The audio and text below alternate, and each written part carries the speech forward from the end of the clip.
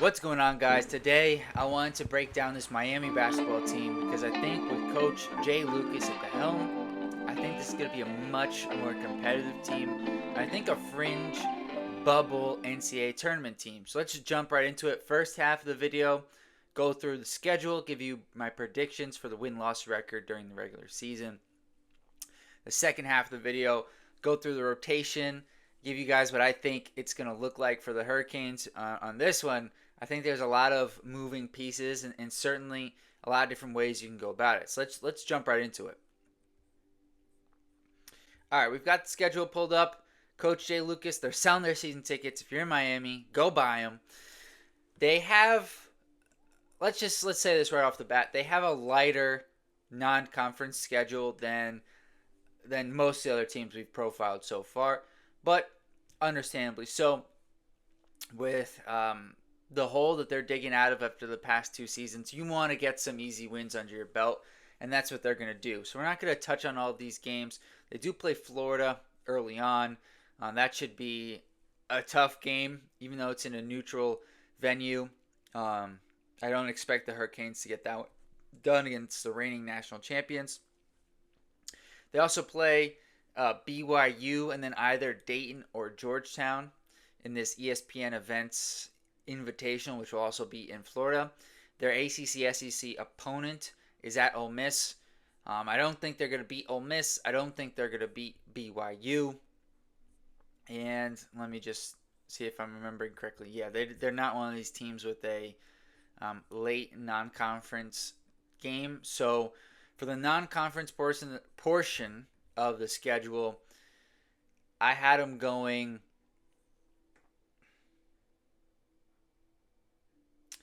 10-3. 10-3. I don't think they're gonna beat. Let me pull this back up here. All right, little technical difficulties there.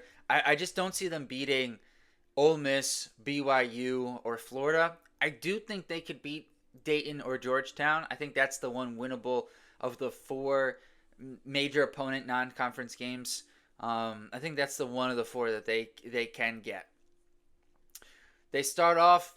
They have Pittsburgh for their conference play. Also, I don't know if you guys have noticed this, but the ACC, their conference games, they're flexing not just with time slots, but with days. A lot of these Tuesday, Wednesday flex right now. I'm curious how that's going to get sorted out. Not too big of a deal, but just something I've noticed. Pittsburgh, I think they can get that one done. They go at Wake Forest. I think that's going to be a tough one. Georgia Tech at home. At Notre Dame, Clemson. Tough places to play. They got Florida State at home. At Syracuse, a tough one. But then they've got the California schools coming to Miami. I think they should get both of those. Boston College at BC.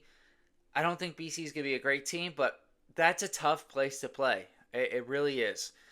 North Carolina comes to Miami. Could be a big opportunity for a statement win there. They go on the road at NC State. I think that's going to be a tough one. Virginia Tech at home. At Virginia, that's going to be a tough game. At Florida State, I'm not sure how good that team's going to be. Similar space, I would say, as the Miami team. A lot of new faces for Florida State. Boston College comes to Coral Gables. SMU on the road. And then Louisville, which I think is going to be one of the two best teams in the ACC at home. To wrap up the schedule, I've got Miami going 9-9. I've got them going 9-9, which brings them to a total record of 19-12. When you combine the non-conference 10-3, and I think that's going to be probably on the wrong side of the bubble, unless the ACC. I think the ACC is going to be better, but unless it's better than what I think it's going to be, which is, like a 5, maybe 6 team league. Like maybe if they can get up to 7 or 8 bids, maybe 19-12.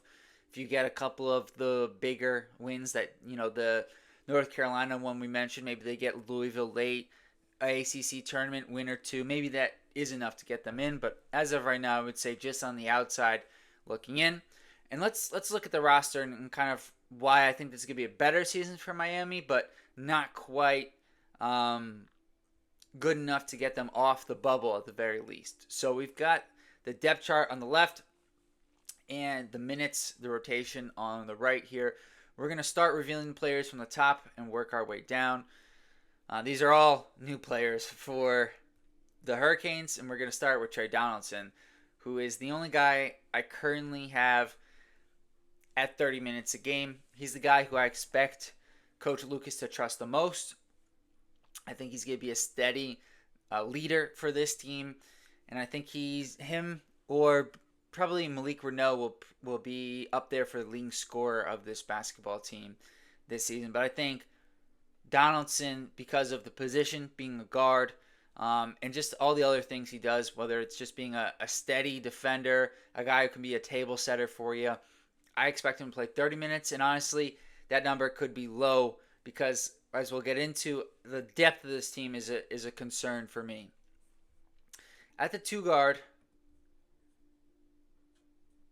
let's see if I got this right. Yep, I'm going with True Washington. Please like this video, by the way. Subscribe to the channel. We'll be covering ACC basketball, college basketball in general here, and then also the NBA draft. So if you're into, that level of basketball, please hit that subscribe button. True Washington, though, I think he's one of the better defenders, certainly guard defenders in college basketball. I think he'll be the guy who's the point of attack defender for this team. Good size, around 6'4". His shooting numbers weren't great, but there was a video I remember seeing, and I think it was like College Basketball Scouting. They do some good stuff. And what they were able to show was that when he shot off the dribble, his percentages were like mid to high 20s. But when he was catch and shoot, he was actually around 40%. And that says to me that there's a coaching aspect to this where if you change his shot selection, you can really increase his efficiency. So you combine his defense with what I think is some untapped efficiency from three-point line, and I think you've got a really good starting 2 guard there alongside Trey Donaldson. Next up, I'm going with Shelton Henderson, the highest rated freshman coming into the program. He's around 6'6". I think he's going to start at the 3 spot. Big get for Coach Lucas, having, after he decommitted from Duke to get him to come to Miami. But I think ultimately a good move for Henderson, who's going to get a lot more playing time with the Hurricanes than he would have at Duke. Malik Renaud is certainly the starting power forward. Renaud is, what you're going to get from Renaud. A good interior scorer, a guy who can rebound pretty well. Good size, 6'9".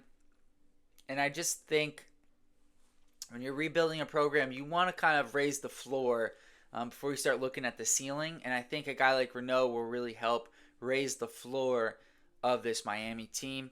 And another guy who's going to help do that is Ernest Udeh Jr., who they got as a transfer from TCU. Over a block per game, good rebounder. Doesn't give you much outside of, rim shots, really, dunks, layups, etc. You get the idea offensively, but you combine what he can do defensively at the rim with what Washington can do on the perimeter. You combine that with a really solid team defender, good individual defender, I would say as well, in Trey Donaldson. And you've got the makings of a really good defensive starting lineup. And that's the thing that I think this team's going to really be able to hang their hat on.